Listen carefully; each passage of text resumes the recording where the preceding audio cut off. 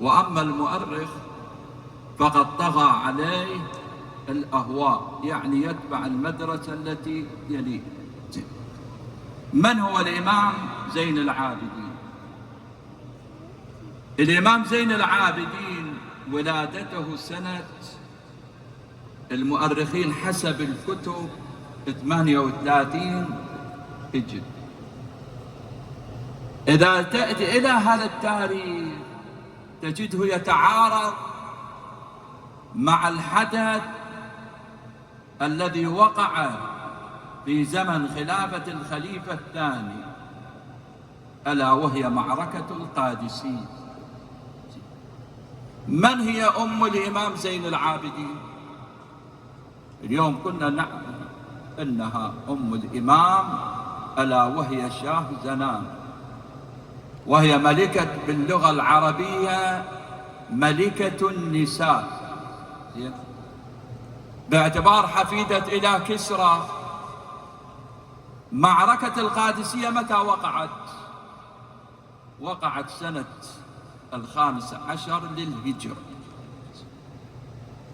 إذا جئنا إلى هذا التاريخ 15 للهجرة، كم عمر الإمام الحسين الآن؟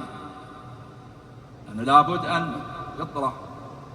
سابقا الإنسان إذا يريد يلقي ماكو مراجعة تاريخية. اليوم الشباب المستشرق المخالف يجي يطرح مثلا، يقول هذه أم الإمام زين العابدين إذا كانت حفيدة كسرى التي جيء بها سنة 15 للهجرة، زين، كم عمر الإمام الحسين؟ الإمام الحسين باعتبار السنة الثالثة للهجرة أو بداية السنة الرابعة، نطرح منها 6 و5 11 سنة. إذا جئنا إلى هذا التاريخ نقول 11 سنة قضية يعني مثل ما نقول لا تتقبل، لا العرف الاجتماعي ولا أنه باعتبار بس نقول الإمام المعصوم العمر يخالف، لكن طبيعة وفسلجة الإنسان تختلف. متى جيء في هاي النساء الثلاث؟ جيء أواخر خلافة الخليفة الثاني. الخليفة الثاني متى قتل؟ سنة 23 للهجرة. إذا جئنا إلى هذا التاريخ نجد أن عمر الإمام الحسين بهذه الفترة عمره 19 سنة، ممكن نتقبل. عندما جيء بالنساء وقف الخليفة الثاني قال لهم اعرضوهن بالمزاد، باعتبار ذن سبايا، وبما أنهم للسبايا فتباع، ويصبح بعد ذلك الأموال تعطى إلى بيت المال وتقسم على المسلمين. الإمام أمير المؤمنين قال أما نساء وبنات الملوك لا تباع. قال إذا ما نفعل أبا الحسن؟ قال اجعل لهن الخيار. فيقول الزمخشري، يقول الذي خير الأولى أخذت من؟ أخذت عبد الله ابن عمر. الثانية تزوجت من محمد ابن أبي بكر. والثالثة تزوجت من الإمام الحسين عليه السلام. إذا جئنا إلى هاي الفترة سنة 23 للهجرة، زين، بعد ذلك خلافة الثالث إلى سنة 36. كم الآن؟ صار 13 سنة. اللي عندنا الآن نتناول يقول ولادة الإمام زين العابدين ايش وقت؟ 38. زين، أنت قيس لي هاي فترة 15 سنة وين؟ ترى مو بالهين. 15 سنة ما بين الحدث إلى الولادة، يجي المؤرخ يقول عمي ترى هاي فترة، وين هذا؟ إما أن تثبت لي الولادة، نجي الأمر الثاني. الأمر الثاني، إذا سنة 38 للهجرة أنتم تقولون ولادة الإمام زين العابدين بالمدينة، 38 الحسين في هذا في العراق الكوفة. زين، إذا تقول زين ما هو وجه التعارض؟ ممكن أن تقول لا، المشرع يقول يصبح هنا أن تخرم عدالة الإمام، لأن إن خفتم أن لا تعدلوا فواحد. زين الإمام كم امرأة متزوج؟ 4 3 2. هنا هل ممكن من الإمام أن يترك زوجه في ذلك المكان لمدة قرابة 4 سنوات في العراق؟ ما ممكن. قلت لك هذا يصير خرب العدالة، والعدالة للإمام صلوات الله عليه أمر فرض عليه. فإذا هنا تنتقل ولادة الإمام إلى 38 من خلال من؟ من خلال القضايا التاريخية. زين تقول زين ايش معنى جاء ما حد يجي يصحح ولا هذا؟ مو هي هي طامتنا الكفر. اغلب المجالس مثلا يجي قال لك ادي طبخ، ادي عزم، ادي كذا، نريد عندنا نص ساعة ربع ساعة تقرا لنا، يعني يختزل حياة المعصوم ب10 دقائق ربع ساعة. الجالس ما يدري شنو اللي صار. دا قال له شلون؟ قال له والله خوش يا اخوان. قال له شبه؟ قال له بشمه. إذا كان هكذا التاريخ، إذا تعرض الإمام صلوات الله عليه إلى الإجحاف والتحريف من قبل من؟ من قبل المؤرخ. زين تقول المؤرخ من أهل البيت، يعني من شيعة أهل البيت. نجي شوف، لاحظ التقية والضغوطات التي كان يلاقيها شيعة أهل البيت، وخاصة الذي يدون الكتاب، لأن هذا من يدون بالكتاب يودوه لمن؟ يودوه إلى النساخ، يعني أصحاب نسخ خط خاص، ويبدي ينقل حتى يصير عنده كتاب.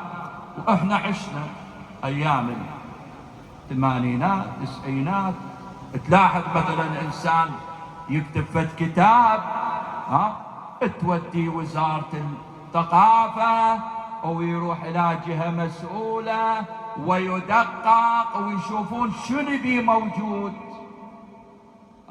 يحذف هذا منه أو لا يحذف الكتاب برمته. كذا كان. زين إذا فترة بني العباس وما كانت مثل هاي المطابع ولا لا، ناس معدودين، أصحاب الخط ناس معدودين. فذولا كان من يجيهم هذا الكتاب ويريد ينقله، يشوف هذا قاعد ينقل قال علي بن أبي طالب، قال له لا تكتب قال علي بن أبي طالب.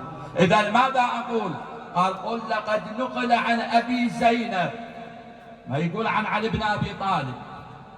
ليش؟ لأن هذا بس يقول علي بن أبي طالب الجو برمته تكهرب. لاحظ أي جو اللي كانوا عايشين فيه. والحسين صلوات الله عليه، لاحظ عندما جثى على قبر جده رسول الله ماذا قال؟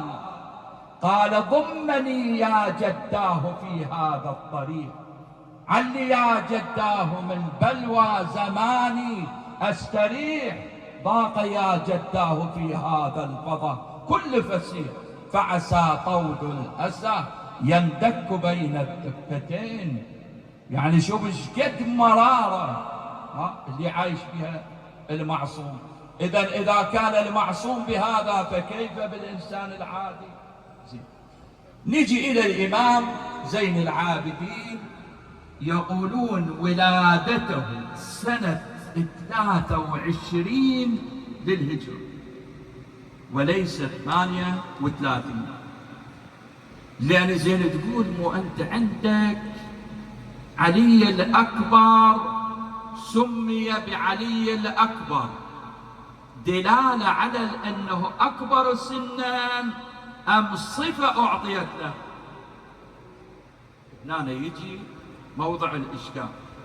إذا تقول هل باعتبار يراد به الولد الأكبر، إذن يعني ولادة علي الأكبر ما يثبت 22 للهجرة، والذي كان يدون معارك علي بن أبي طالب، لأن اللي كان يدون معارك أمير المؤمنين والأحداث التي تقع كان يدونها من؟ يقولون علي الأكبر. زين أنتم تقولون علي الأكبر 28، بعض يقول 32. قلت لك هذا الذي تعرض إليه. الإمام زين العابدين عاش فترات من أصعب الفترات على الأمة. قبل لا ندخل إلى الشام وما بعد، الإمام زين العابدين عليه السلام بعد الرجوع من كربلاء إلى المدينة، أول عامل الذي قام به الإمام ما هو؟ ألا وهي محاربة الشبهة الأولى، من هو الإمام بعد الحسين؟ لأن هذه صارت قضية ونزاع، إن الإمام بعد الحسين من؟ محمد ابن الحنفية، وسميت الطائفة أو هذا الكيساني.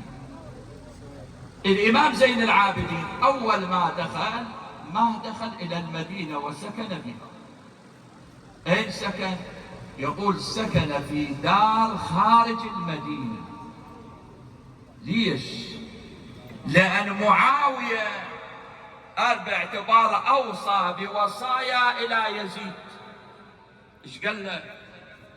قال له أنا أوصيك بثلاث: الأولى أن تقتص من عبد الله ابن الزبير، والثانية أن تأخذ من ابن أبي كبش، يعني الثأر ممن؟ من الحسين بن علي. الثالثة قال عليك بالأنصار أن تهدم بيوتهم على رؤوسهم. وبالفعل حدثت الحدث الأول. الحدث الأول ألا وهي ماذا؟ باعتبار معركة الحرب.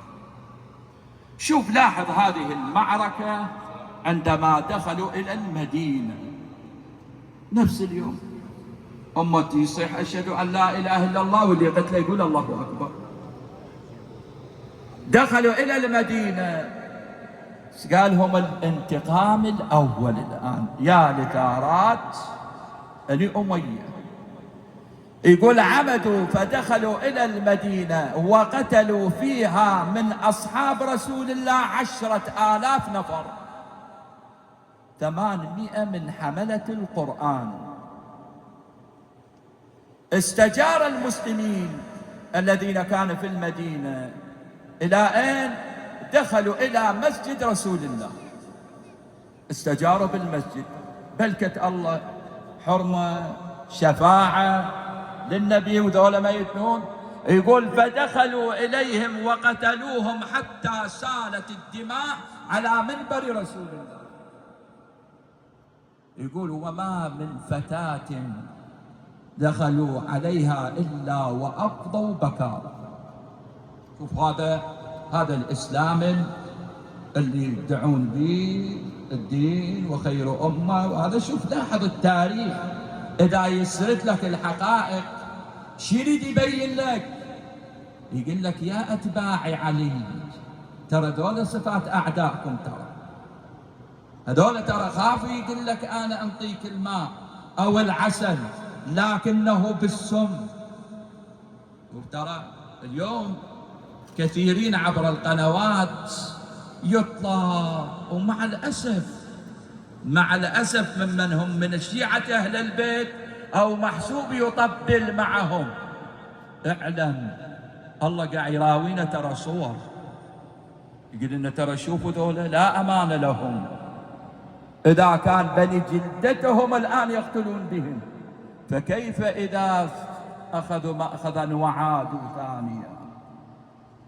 دير بالك، يقول لك لا تاخذك ترى، لا تطبل ويا اللي يطبلون، ولا تنخدع ويا اللي قاعد يخدعون الشباب والزمن الجميل وما ادري من هالخزعبلات.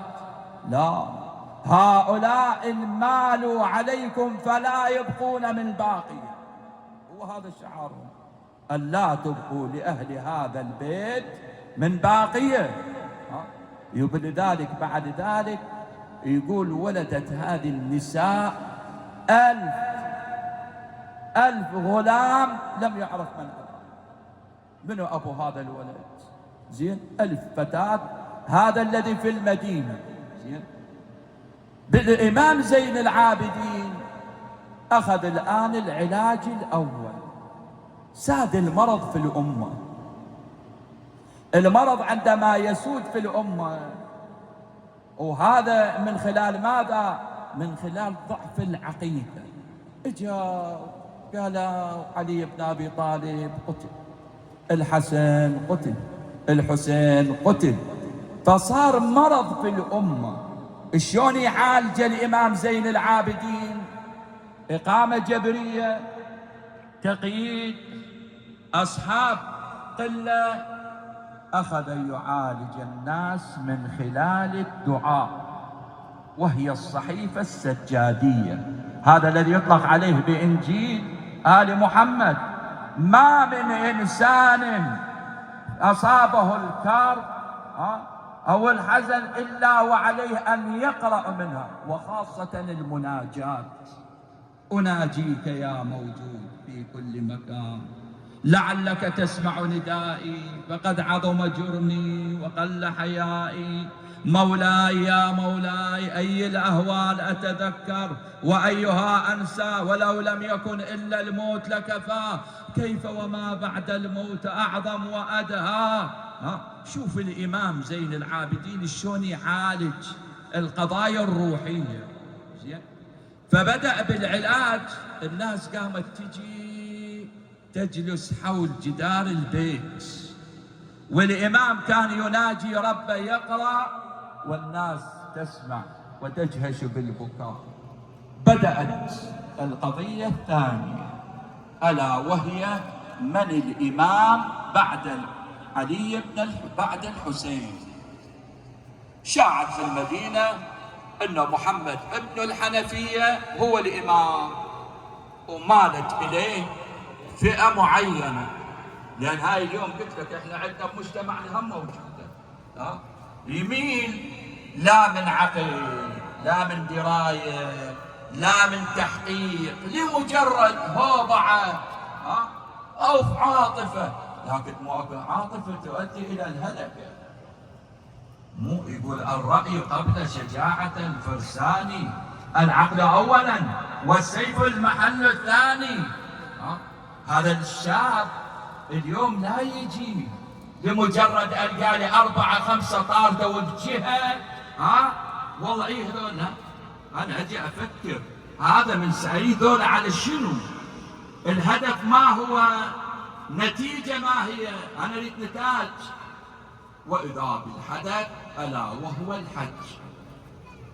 الإمام زين العابدين الناس مجتمعة، أخذ يبرهن حتى يبين من هو الإمام بعد الحسين. قال يا عم يا محمد، تقدم وسلم على الحجر الأسود.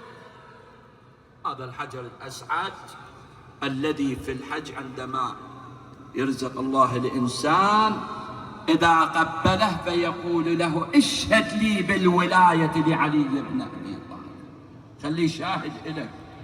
زين، لأن هنالك بعد ذلك تحتاج إلى الشهود. زين. فتقدم محمد ابن الحنفية، سلم على الحجر الأسود: السلام عليك أيها العبد الصالح المطيع. بدأ يبدي من تلك الناس على رؤوسها الطير، تسمع ما يصدر. وإذا بالإمام تقدم الإمام زين العابدين، وقف أمام الحجر، قال: السلام عليك أيها العبد الصالح المنزل من قبل الله. قال: وعليك السلام سيدي ومولاي وإمامي وحجة الله على الخلق علي بن الحسين بن علي بن أبي طالب ورحمة الله وبركاته.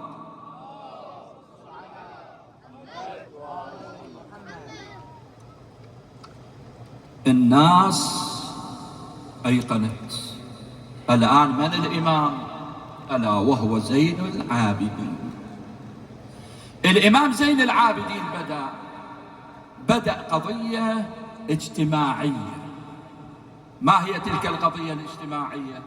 يأتي شراء العبيد، يشوف هذا المملوك صفاته ما هي. اشترى الإمام بعض الجواري وبعض العبيد، قلنا عبيد لله.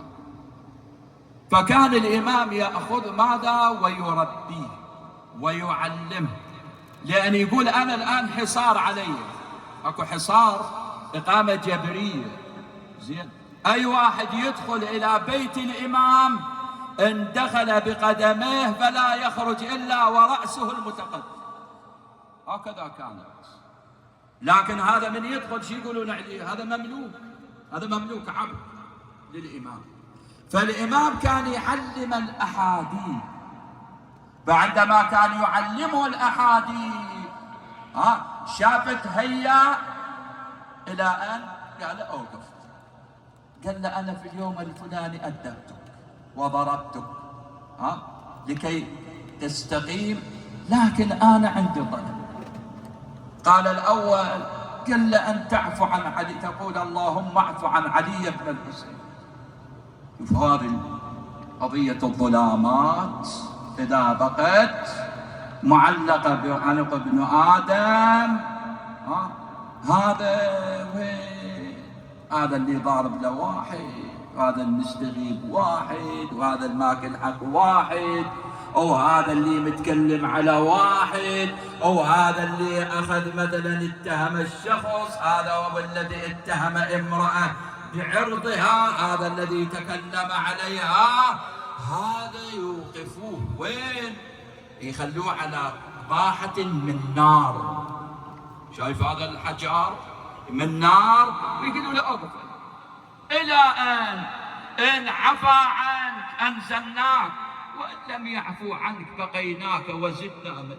بويا أنا صائم وصلي. قال له: بلى، لكنك كنت من الظالمين. فالإمام زين العابدين يرفع رداءه، شال الرداء دشداشته، طلع ظهره، بطنه طلعت، قال له: خذ هذه الخيزران، خذها، واقتص مني قبل يوم القيامة. يقول له: أنا ضربت، أخذهن الآن، لأن يوم القيامة قصاصه عظيم. أنت اليوم هنا ضربة الأرض تحملها، لكن ضربة الله جل وعلا من اللي يتحمل؟ من اللي كذا؟ فالإمام صلوات الله عليه بدأ بعد ذلك يعالج القضايا الاجتماعية، ألا وهي من خلال البيع والشراء. يدخل يوجه الناس، دخل إلى السوق، نظر، وإلى ذلك القصاب لازم ابن الكبش. قال: بني، أو سقيته قبل أن تقدمه إلى الذبح؟ يقول هذه الكلمة نزلت على قلب الإمام، يقول جلس بالأرض باكيا وكأن مصائب كربلاء قد عادت. اتجه إلى كربلاء، قال: أبا، الكبش لا يذبح حتى يسقى من ظمأ، وأنت ذبحوك ضمانا. أي أمة هذه؟ شوف لاحظ الإمام بعد ذلك أن انتهت تلك المعركة هرب مروان. شوف المكافأة من هذا البيت اللعين.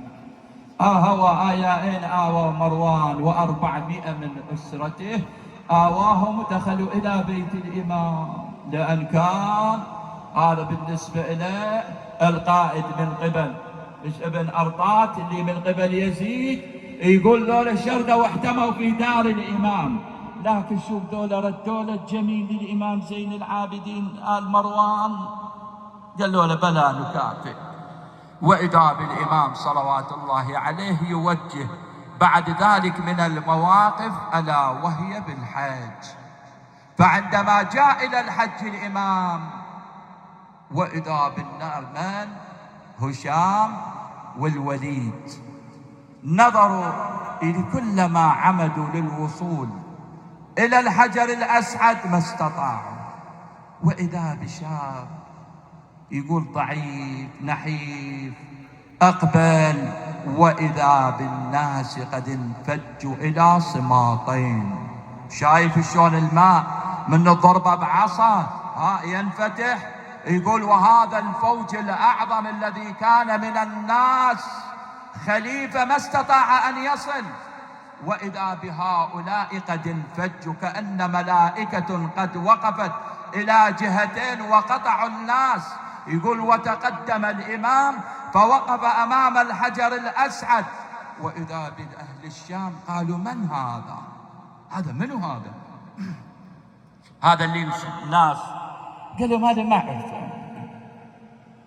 انبرى الفرزدق هذا الذي تعرف البطحاء وطأته والبيت يعرف والحل والحرم، هذا ابن خير الناس كلهم، هذا التقي النقي الطاهر العلم، إلى أن يقول وليس قولك من هذا بضائره، العرب تعرف العجم تعرف والعرب من أنكر. يبدي بعد بقصيدته يبدي يبين. قال له امدحني، قال له انت علي شنو امدحك؟ قال لهم خذوه الى السجن. الامام ارسل الى بعض الاموال رفضها الفرزدق، الى ان طلع الفرزدق اجى للامام قال له يا ابن رسول الله هذا شال اسم من ديوان العطاء.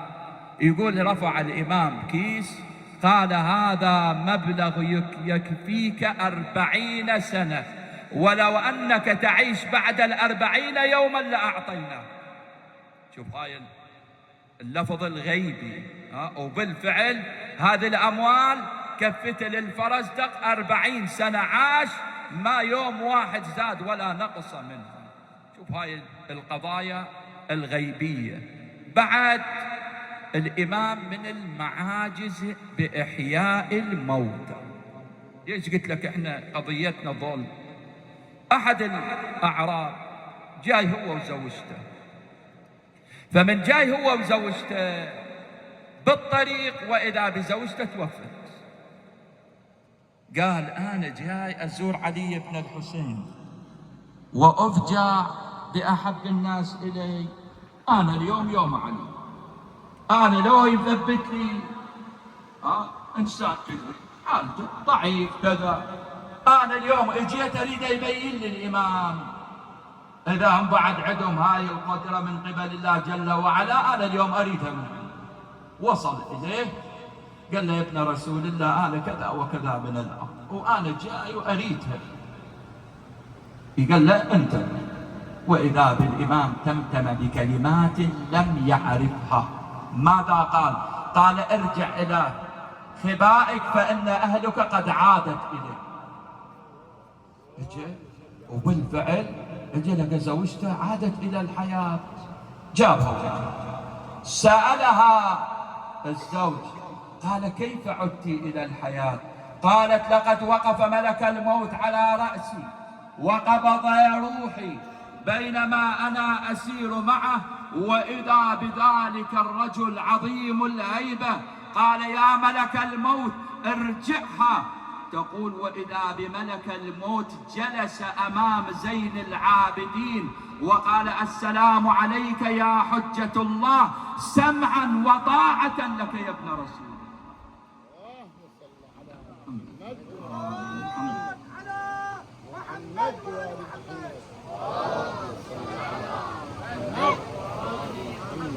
في لبنان البحرين احنا كنا نقرأ من يصير ذكر محمد الوادم تعلق الصلوات.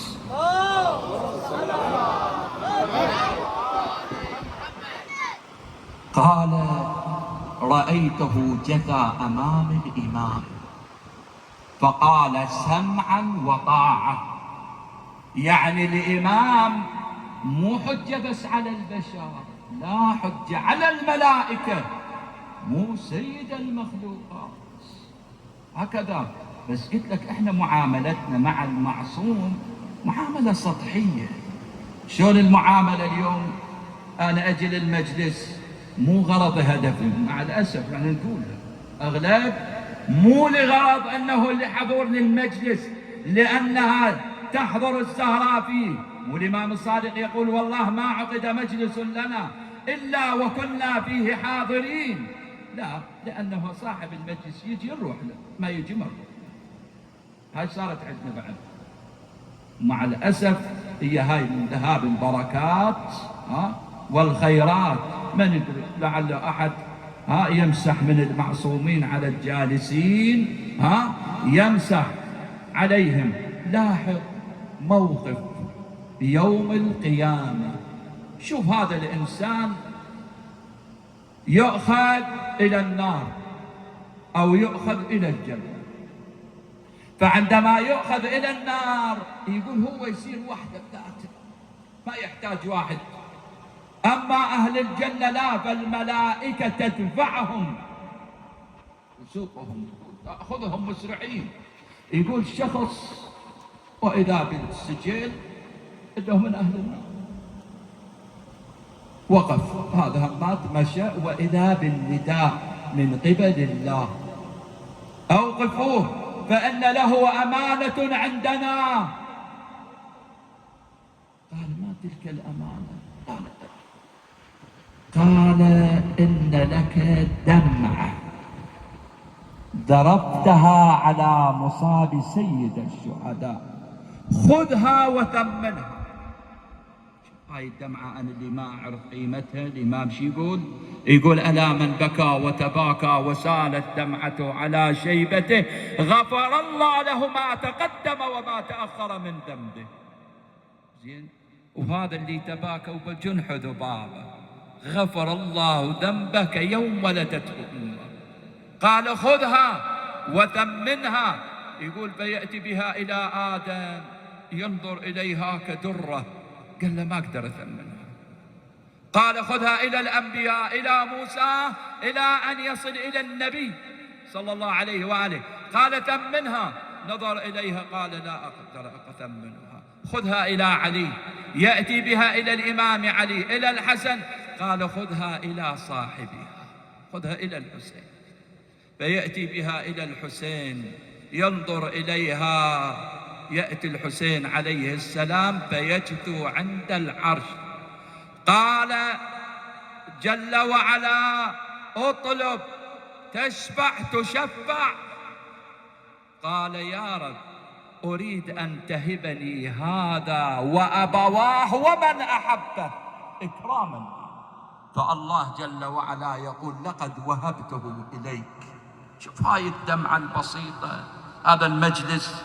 الإنسان اللي بهاي الدنيا ضيف خطار ساعة الساعة، أين فلان أين فلان أين فلان، بس الصور تبقى والأسامي. بينما الإمام زين العابدين بتلك المعالجات ويبدأ بالقضايا الاجتماعية. لكن أعظم ما مر على الإمام ألا وهو وقوفه يوم الشام. يقول الإمام ليت أمي لم تلدني وما وقفت هذا الموقف أمام هؤلاء.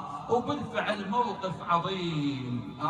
ينظر الإمام زين العابدين بدأت رسالته الآن، لأن أهل الشام أشيع فيها ماذا؟ أن هؤلاء خوارج، أن هؤلاء من الترك أو الديلم، ما يدرون بيهم ذولا من عائلة رسول الله، إن هؤلاء من آل بيت محمد.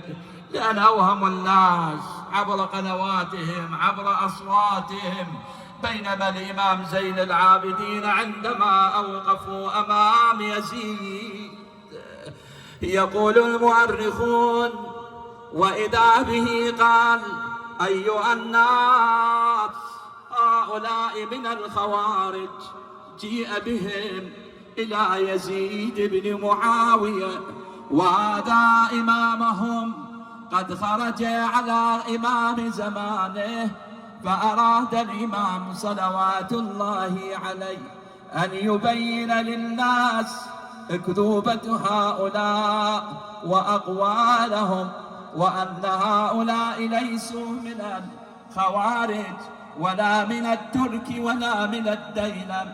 ثم قال يا يزيد ائذن لي أن أصعد إلى هذه الأعواد وأتكلم بكلام فيه لهؤلاء من الناس.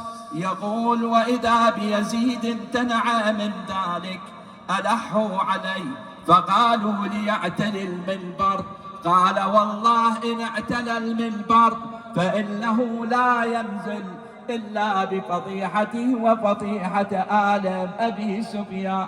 قالوا وما يحسن هذا الغلام من القول، انظر إليه وإلى حاله. قال والله إنه من أهل بيت زق العلم زقا. ثم بعد ذلك إن رأى يزيد كثرة الطلب من الناس عليه فأذن له فاعتلى إلى المنبر، ثم دنا ثم حمد الله وأثنى عليه، ثم كبر، ثم صلى على نبيه رسول الله صلى الله عليه وآله، وبدأ يريد أن يبين للناس وهو يقول أيها الناس أعطينا 6 وفضلنا ب7، أعطينا العلم والحلم والسماحة والفصاحة والشجاعة والمحبة في قلوب المؤمنين. لاحظ يا غيارة، ترى هذه أكبر جواز وشهادة يعطيها الإمام لك، والمحبة في قلوب المؤمنين، وفضلنا بأننا منا النبي المختار محمدا، ومنا الصديق، ومنا الطيار، ومنا أسد الله وأسد رسوله، ومنا سبط هذه الأمة الحسن والحسين، ومنا مهدي هذه الأمة. من عرفني فقد عرفني، ومن لم يعرفني أنبأته بحسبي ونسبي. أيها الناس أنا ابن مكة ومنى، أنا ابن زمزم والصفا، أنا ابن من حمل الركن بأطراف الرضا، أنا ابن خير من ائتزر وارتدى، أنا ابن خير من انتعل واحتفى، أنا ابن خير من طاف وسعى، أنا ابن خير من حج ولبى، أنا ابن من حمل على البراق في الهوى، أنا ابن من أسري به من المسجد الحرام إلى المسجد الأقصى، أنا ابن من بلغ به جبرائيل إلى سدرة المنتهى، أنا ابن من دنا فتدلى فكان قاب قوسين أو أدنى، أنا ابن من صلى بملائكة السماء، أنا ابن من أوحى إليه الجليل ما أوحى، أنا ابن محمد المصطفى، أنا ابن علي المرتضى، أنا ابن من ضرب بين يدي رسول الله بسيفين، وطعن برمحين، وهاجر الهجرتين، وبايع البيعتين، وقاتل ببدر وحنين، ولم يكفر بالله طرفة عين. أنا ابن صالح المؤمنين، ووارث النبيين، وقامع الملحدين، ويعسوب المسلمين، ونور المجاهدين، وزين العابدين، وتاج البكائين، وأصبر الصابرين، وأفضل القائمين من آل ياسين. رسول رب العالمين. أنا ابن المؤيد بجبرائيل المنصور بميكائيل. أنا ابن المحامي عن حرم المسلمين وقاتل المهرقين والناكثين والقاسطين والمجاهد أعدائه الناصبين، وأفخر من مشى من قريش أجمعين، وأول من أجاب واستجاب لله ولرسوله من المؤمنين، وأول السابقين وقاسم المعتدين ومبيد المشركين وسامم المرام الله على المنافقين، ولسان حكمة العابدين وناصر دين الله وولي أمر الله وبستان حكمة الله وعيبة علمه، سمح سخي بهي بهلول زكي أبطحي رضي مقدام أمام صابر صوام مؤدب قوام قاطع الأصلاب ومفرق الأحزاب، أربطهم عنانا وأثبتهم جنانا وأمضاهم عزيمة وأشدهم شكيمة، أسد الباسل يطحنهم في الحروب إذا استلفت الأسلة وقربت الأعنة، طحن الرحى ويذروهم في آذر والريح الهشيم، ليث الحجاز مكي المدني خيفي العقبي بدري أحدي شجري مؤاجري من العرب سيدها، ثم قال أنا ابن فاطمة الزهراء. يقول أنا الناس يقول وإذا بهم أجهشوا بالبكاء ولكن لا يعلمون هذا ابن من؟ أهو ابن الحسن أم ابن الحسين؟ ثم قال أنا ابن المذبوح بكربلاء،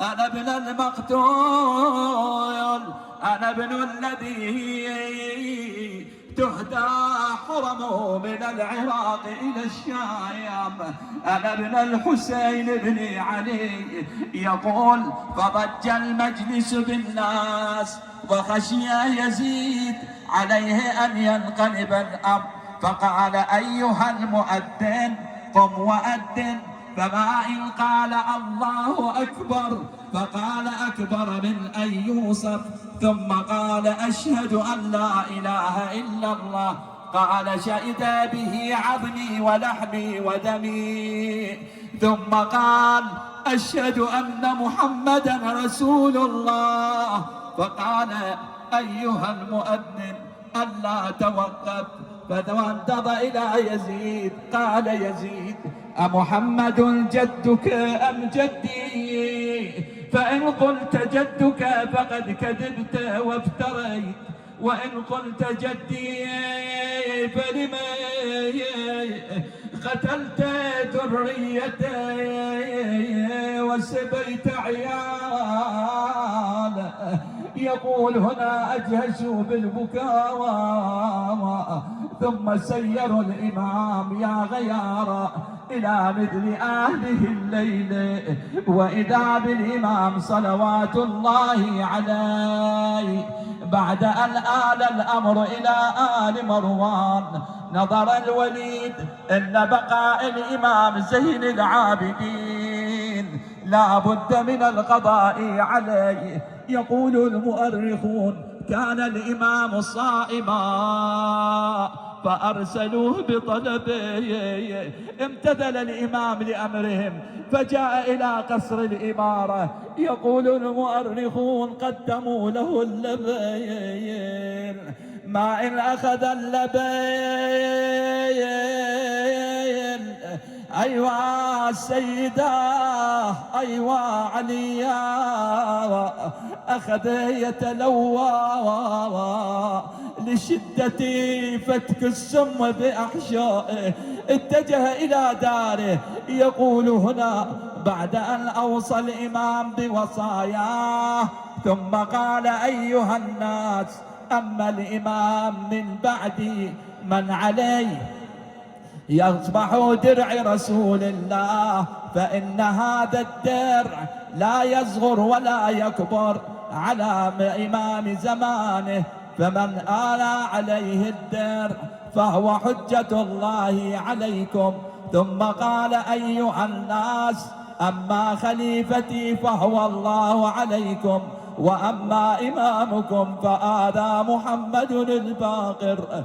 ثم بعد ذلك التفت إلى أهل بيته فقال: الله الله، أوصيكم خيرا يا دينت من هالمن يا وشابح العين، يسبل من ايديه ومدد الرجلين، ينادي والدمع يهمل من العين.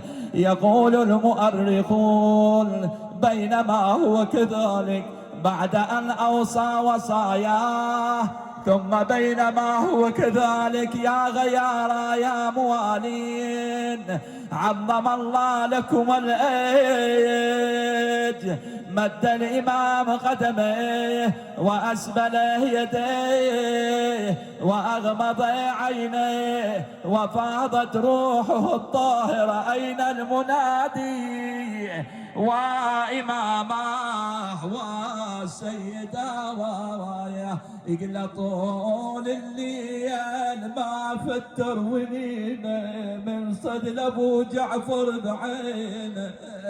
يا ابويا وداع يا عتالله قضيني بجو حلوا عليه فراق الشبجين. يقول على محمد يا ويل زادت هموم، يحق لو بجي يا هليلوم. بينما هو كذلك الإمام حمله إلى دكة المغتسل، أراد أن يأخذ من الثياب من أبيه. ويقول المؤرخون إن الإمام تؤخذ ملابسه من الرأس، لا يجرد إلى الأدنى. ما أخذ الملابس عن جسد الإمام حتى بانت آثار الجامعة.